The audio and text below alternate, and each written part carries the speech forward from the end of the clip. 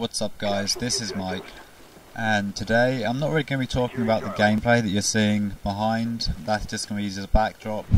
I'm mainly going to be talking about Modern Warfare 3, what we know and what I really want to see from Modern Warfare 3 that we didn't really have in Black Ops or Modern Warfare 2. There's a list of weapons, perks, things like that, and kill streaks that I will include links to down below, because there's not really much to say about them. You're just seeing guns and things like that, so obviously you guys can read them. I'll also post links to screenshots and things like that. But I really want Modern Warfare 3 to be just as much of a team game as what Black Ops is, because I think it's a very good team game, Black Ops. If you're not running in a team, you're not going to do very well. I mean, there's the odd people who will, but for the average player, you have to play in a team to succeed in Black Ops. And I think there wasn't any of that in Modern Warfare 2. That not many people rolled in parties on Modern Warfare 2 as much as Black Ops. So I think that's a really good aspect that they need to take over to Black Ops, Modern Warfare 3, sorry, from Black Ops, and just keep up the whole team feel that you have to jump on a flag together, you have to do objectives together, and things like that. Another thing I'm really excited about Modern Warfare 3 for is Spec Ops. I think it was a good idea in Modern Warfare 2, but it was very much underplayed. There was a lot more they could have done with that. And from what we hear from the people who are making Modern Warfare 3, the collective Sledgehammer, Activision and Infinity Ward, then we're going to see a lot more coming from Spec Ops. And there's two modes. There's going to be survival mode and there's going to be missions mode. So missions mode is what we've seen from Modern Warfare 2. So you've got an objective, you've got to do this. And survival mode is basically, it's survival mode. You just have to survive as long as you can from waves of opponents. And a lot of people have speculated that this is zombies. We've got confirmation it's not. Robert Bowling has said, when asked, is it going to be similar to zombies, or I can't remember the exact quote, I'll find out, but he said no, it would be boring if you were going against enemies without guns. And Hutch confirmed this at E3 when he did a survival mode, I think, and he said it was good and it was waves of opponents, very much like the ones where you had to defend in Modern Warfare 2. And it uses online multiplayer maps where you're in a very small area and you just have to defend that area from increasing difficulties of waves of opponents. And there's also kill streaks, and we know you can buy things in Spec Ops, but very much what you're buying is still under wraps and things like that.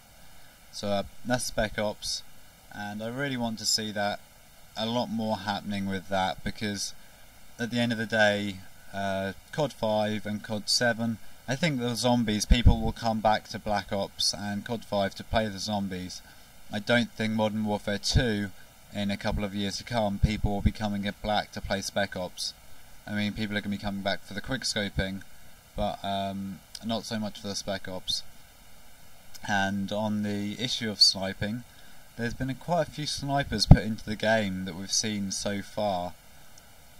You've got the Remington semi-auto, you've got the comeback of the Barrett 50 cal, which I think is a good add-on. I'm not sure what their idea is on this, whether they're going to try and keep sniping as it was. I don't think it's to the level it was in Modern Warfare 2, but I think they still want the quickscoping to be an aspect of the game, because it was really essential to Modern Warfare 2 and Modern Warfare. So we'll have to wait and see what they do with that, because they haven't announced anything on what they want to do with sniping.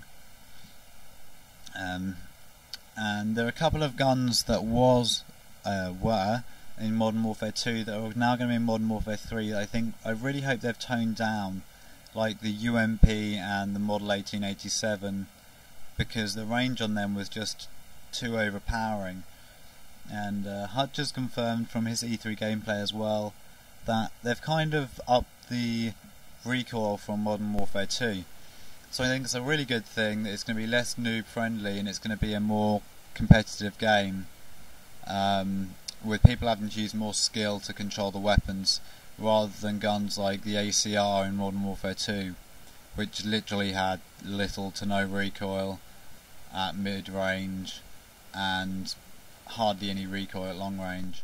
And it was pretty detrimental to the idea of trying to get a tactical position on the map to get a best line of sight or something like that, because wherever you were on the map you could use the ACR and still burst fire. Like, you could across Wasteland be doing 5-shot bursts and still be on target constantly. So I really hope that it's a more tactical game as well, with position advantage. So not necessarily A Domination has an advantage over C, but you have to be more tactical in where you're going to be to succeed at the game. You'll see from the kill streaks though, and I don't think that's a complete list, but from what we see there isn't really a lot that I would use. It seems a lot of low powered kill streaks, and I don't know what they're going to be doing to counter this, whether they're keeping their cards close to their chest. In the single player we have seen the AC-130, but obviously there's a lot of difference between multiplayer and single player in what they've announced. So I hope we do see some bigger kill streaks in Modern Warfare 3, because Modern Warfare 2 was a game of kill streaks.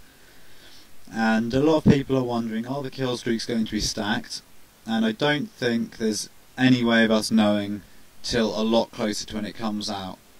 But my personal opinion is I didn't like kill streaks being stacked, especially with teams being formed on Black Ops.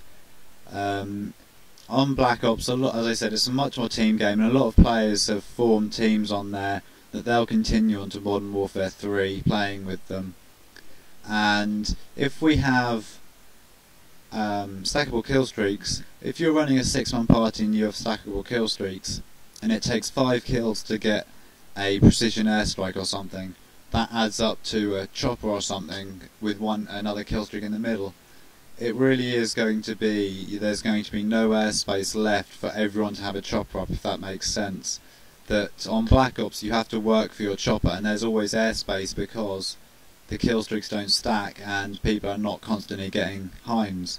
But if the kill streaks stack, every person on our team will have a 5 kill streak within 2 or 3 minutes, and then after that it will just have choppers, and not everyone will be able to bring it in. I think it's very detrimental to the game to have a kill streak up constantly, and I think Black Ops is fairly balanced on that front, that the kill streaks aren't overpowered, but you definitely get your kills worth in kill streaks. They're definitely rewarding, but at the same time they're not up constantly and there are ways to avoid them. So kill streaks and perks are going to be what make up this game. Until later on we can't really find out anything more about them. And the guns, I don't think guns really make any difference to the game. There will always be a gun that I will work well with, other people will work well with. They all feel the same.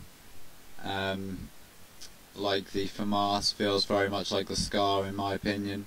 But I'm running out of time there, guys. I'm going to wrap it up quickly. As I get more news I'll bring it out to you guys. So I'll see you guys later, and please rate this video. See you guys.